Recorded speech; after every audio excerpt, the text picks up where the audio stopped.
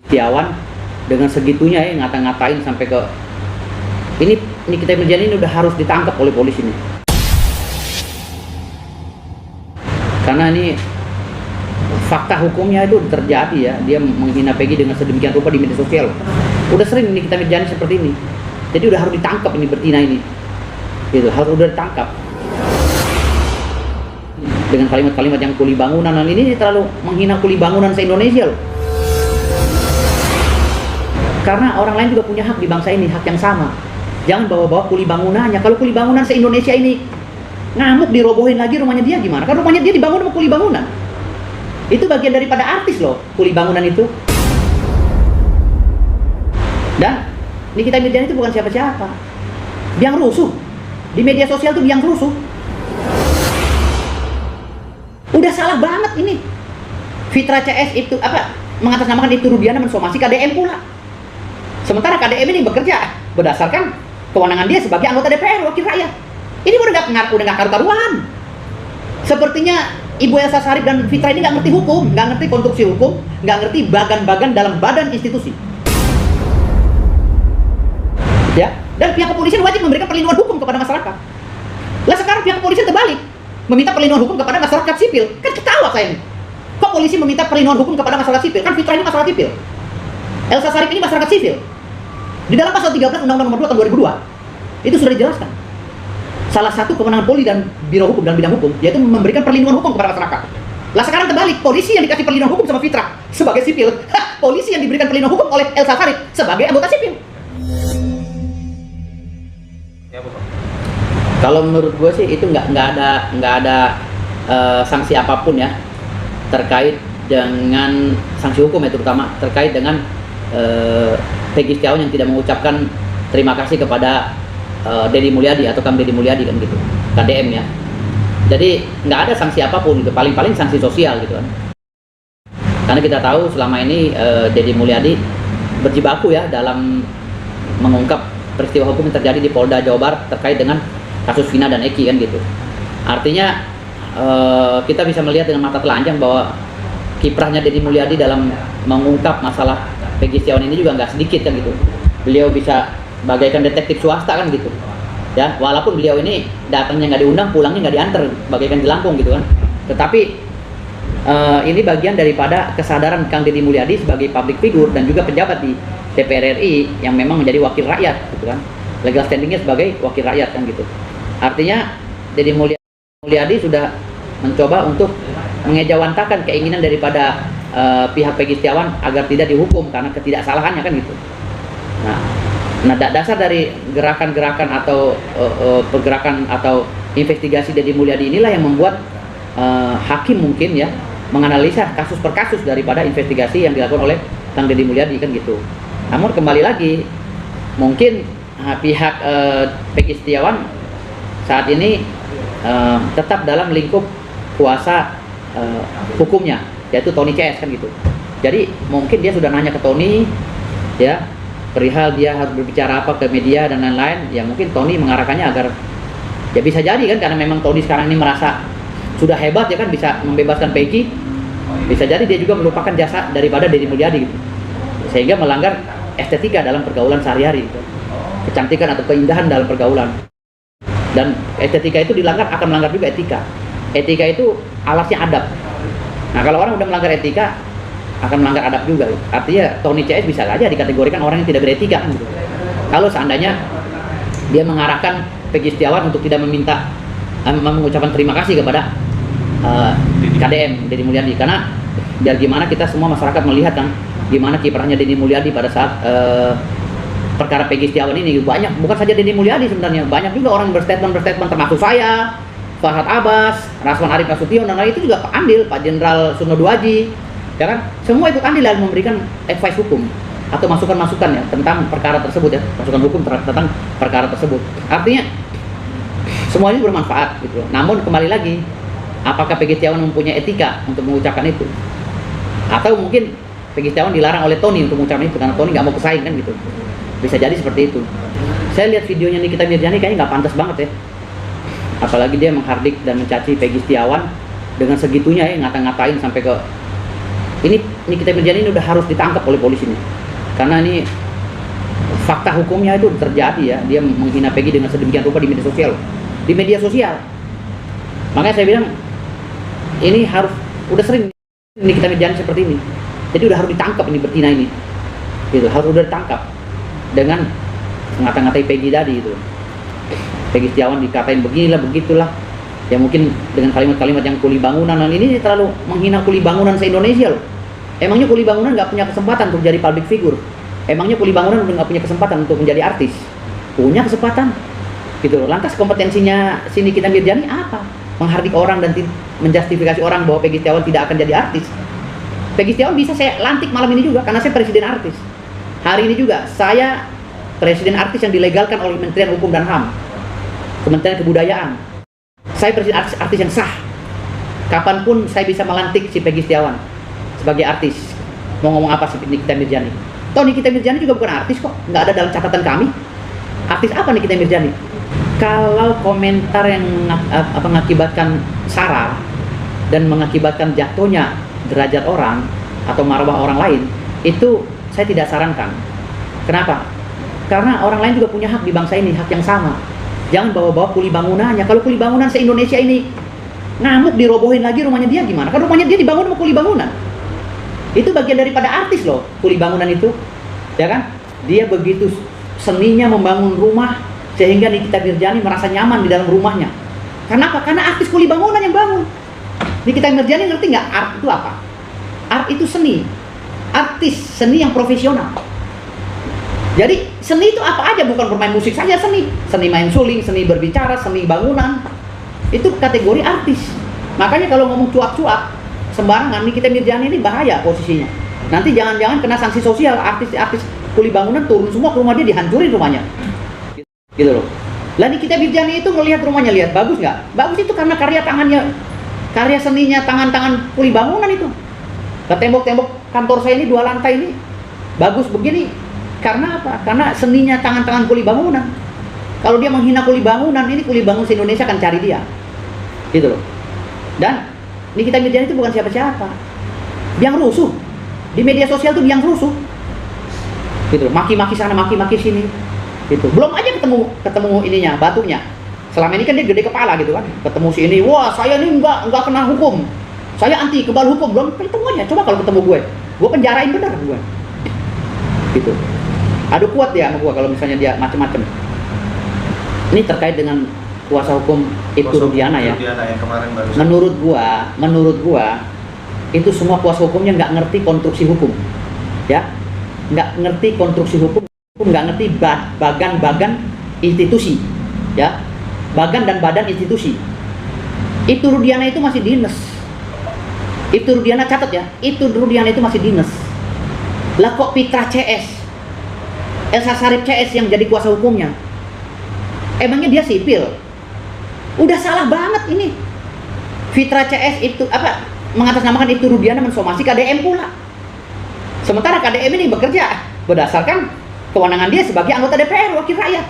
Ini udah nggak karu-karuan.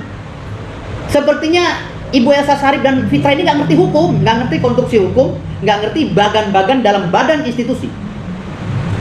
Udah jelas-jelas di dalam Perkapolri nomor 2 tahun 2017 itu menyatakan bahwa semua anggota Polri, pegawai negeri sipil Polri, keluarga besar Polri yang berkaitan dengan Polri wajib mendapatkan bantuan hukum, perlindungan hukum baik litigasi maupun non litigasi dari Biro Hukum Polri yang bersumber dari anggota Polri dan pegawai negeri sipil Polri. Itu dalam Perkapolri loh. Dalam Perkapolri dinyatakan begitu. Di dalam Undang-Undang Nomor 2 Tahun 2002, ya, Pasal 13 menyatakan bahwa setiap anggota kepolisian, pegawai negeri sipil kepolisian dan keluarga kepolisian wajib diberi perlindungan hukum. Ya, dan pihak kepolisian wajib memberikan perlindungan hukum kepada masyarakat. Lah sekarang pihak kepolisian terbalik, meminta perlindungan hukum kepada masyarakat sipil. Kan ketawa saya ini. Kok polisi meminta perlindungan hukum kepada masyarakat sipil? Kan Fitra ini masyarakat sipil. Elsa Sharif ini masyarakat sipil. Di dalam pasal 13 Undang-Undang Nomor 2 Tahun 2002 itu sudah dijelaskan. 1 salah satu kewenangan Polri dan Biro Hukum dalam bidang hukum yaitu memberikan perlindungan hukum kepada masyarakat. Lah sekarang terbalik, polisi yang dikasih perlindungan hukum sama Fitra sebagai sipil, polisi yang diberikan perlindungan hukum oleh Elsa Sharif sebagai anggota sipil. Kan ini dibolak-balik nih, ngaco semua nih. Makanya gue bilang tadi konstruksi hukumnya udah ngaco, badan dan badan di dalam institusinya udah ngaco. Apakah Fitra itu seorang PNS di polisian? Karena pihak kepolisian atau apa sih pegawai negeri sipil yang ada di kepolisian asal sarjana hukum, dia bisa mendampingi kliennya, keluarga besar polisi untuk bersidang di pengadilan pidana maupun perdata. Ingat itu perka Polri, Pak. Undang-Undang nomor 2 tahun 2002 ada juga. Jadi semuanya udah diarahkan. Perka Polri itu turunannya Undang-Undang nomor 2. Jadi nggak boleh di luar itu, karena mereka sudah makan uang negara. Lantas sekonyong-konyong masuklah Fitra, masuklah Elsa Sharif sebagai pengacara Ibtu Rudiana. Ibtu Rudiana ini lagi dinas, Pak, berkaitan dengan institusi Polri. Dia sudah melekat dengan Undang-Undang nomor 2 tahun 2002. Dia sudah melekat dengan Perka Polri nomor 2 tahun 2017. Gitu loh. Dalam pasal-pasal itu disebutkan. Gitu loh.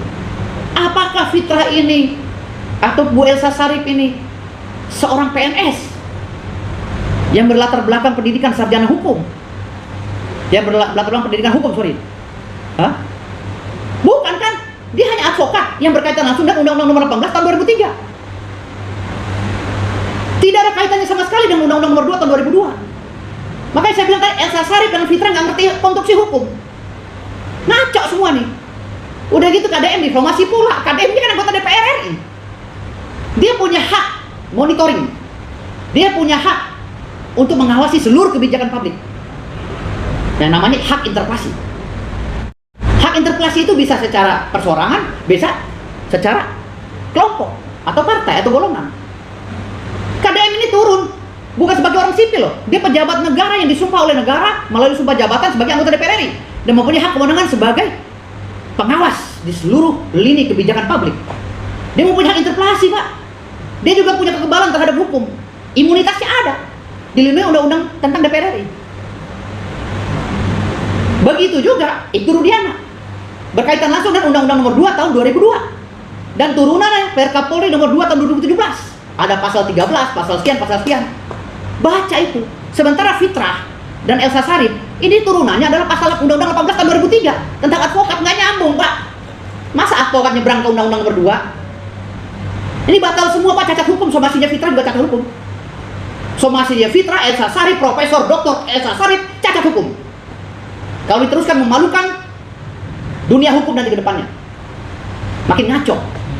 Polisi TNI ada undang-undang tersendiri, advokat ada undang-undang tersendiri. Advokat khusus melindungi, harus memberikan perlindungan hukum terhadap sipil. Ya, berkaitan langsung dengan Undang-Undang 18 tahun 2003. Ya, sementara TNI dan pegawai negeri sipilnya serta keluarganya dilindungi Undang-Undang nomor 34. Polisi dilindungi Undang-Undang nomor 2 tahun 2002. Jadi konstruksi hukumnya harus jelas di sini.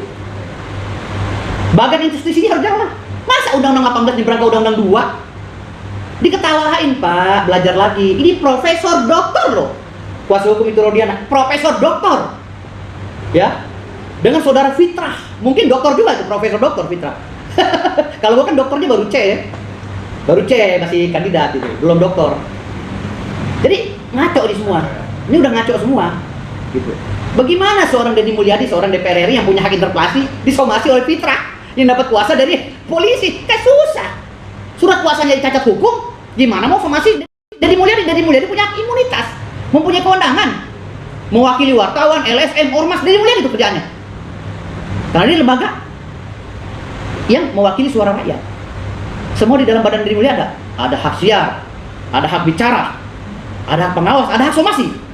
Deddy Mulyadi itu baik sendiri maupun berkelompok atau golongan. Bagaimana Deddy Mulyadi mau disalahin? Pada ngaco semua. Pokoknya begini deh, gue global aja. Pokoknya sebelum PK ini keluar, PK si Farhad Abbas ini ya, sama Krisnamurti ini lagi mengajukan PK-nya. Hari ini baru mulai kan, hari ini kan. Kalau PK ini dimenangkan oleh Farhad Abbas, itu statementnya Profesor Dr. Otto Hasibuan bisa dipakai, ya. Tapi kalau Farhad Abbas kalah, statementnya Otto Hasibuan nggak bisa dipakai. Makanya siapapun yang merasa diri profesor, doktor, apa segala itu, jangan statement sekarang ini. Karena prosesnya masih bergulir di PK. kecuali sudah ada putusan pengadilan. Kalau udah ada putusan pengadilan PK yang mengatakan bahwa ketujuh terpidana ini tidak bersalah dan kesaksian Dede itu adalah kesaksian palsu, baru bisa bergulir semuanya. Kalau sekarang masih terkunci dengan proses PK. Jadi jangan berstatement apapun, tak kelihatan bodohnya. Jangan berstatement apa, walaupun sekelas profesor sekalipun, jangan berstatement apa-apa. Ya, mau profesor kayak dokter kayak apa kayak, jangan berstatement apapun. Terlihat bodohnya nanti. Karena semua kunci itu ada di PK. Ya, jadi nggak bisa dibuat apa statement kami akan usahakan ke Mabes Polri lapor, kami akan gugat. Ngapain gak? Administrasi hukum P1 sampai P53 sudah diatur dalam peraturan dalam KUHP. Ya, dari mulai kita ngelapor sampai ke P21, P23, P2 sampai ke P53 PK. Jadi udah diatur semua dalam KUHP. Jadi jangan ngaco bicaranya. Ini linknya sudah dikasih oleh undang-undang. Ya, linknya administrasi hukum dikasih.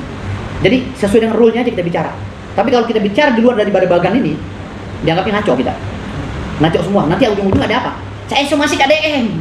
Saya laporkan ke polisi Mabes Polri ini. Sama KDM dilaporin si Saka Tatal misalnya telah memberikan kesaksian palsu. Belum bisa dilaporin. Sekarang lebih baik kata orang Sunda mah cicing. Duduk di imah nonton TV udah dengarkan hasil PK-nya Farhad Abbas. Kalau PK Farhad Abbas dimenangkan, nah 7 atau 8 tersangka ini dikeluarkan, dibebaskan, lalu Saka Tatal atau siapapun nanti dipenjara karena melakukan kesaksian palsu atau keterangan palsu di bawah sumpah pasal 242 KUHP, maka ini bisa saja dilaporkan. Gitu loh. Soal ini juga Bang, perseteruan antara Farhad Abbas dan juga Rasman ini kayaknya makin serius gitu Bang. Terbukti bahwa dia saling lapor gitu. Nggak bisa, udah nggak bisa. Dia mau lapor-lapor, nggak bisa dihukum. Polisi yang ngopi aja udah. Polisi ngopi aja, laporan dia cuekin aja berdua. Orang nggak bisa, orang mereka lagi diwawancara TV, dilindungi oleh Undang-Undang 40 tahun 1999. Ya kan? Di situ ada pasal 3, pasal 4, pasal berapa aja tuh yang mengatakan bahwa setiap orang yang narasumber yang memberikan pendapat di dalam wawancara media tidak bisa dihukum. Apapun bunyinya, gitu loh. Kalaupun ingin dihukum ya medianya dulu dilaporin atau disomasi, gitu. Kan ada yang namanya apa sih SKB 3 Menteri itu, berkaitan dengan undang-undang ITE. SKB 3 Menteri itu mengacu pada situ. Makanya gue lihat kemarin mereka ini tahu Rasman somasi aja belum lapor, terus si Farhad somasi aja belum lapor, dan yang gue bingung polisi ini nerima lagi. Padahal syaratnya SKB 3 Menteri itu harus ada somasi dulu. Itu sesuai dengan SKB 3 Menteri, diterima lagi polisinya SPKT-nya. Jadi semuanya udah serba ngaco semua. Ini semuanya dagelan, semua orang ini kagak ngerti. Yang ngerti cuma gua doang sendiri, capek deh.